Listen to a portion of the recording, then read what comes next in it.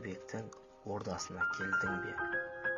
Тау тасы мен табиғатын көрдің бе? Таудан аққан суларын ше, оларды да көрдің бе?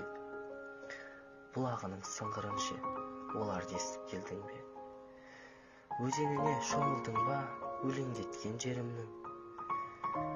Көрмесең сен, көркем сөзін мен жеткізіп көрейін. Не болса да туған жерде өрейін. Қос тұраның баурайында шат жадынан ойнаған, тау тастында тарихы бар, қазақ халқын ойлаған.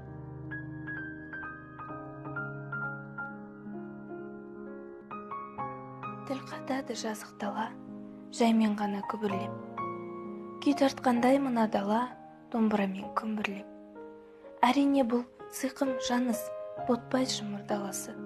Әрине бір дулаталар, дулатады баласы.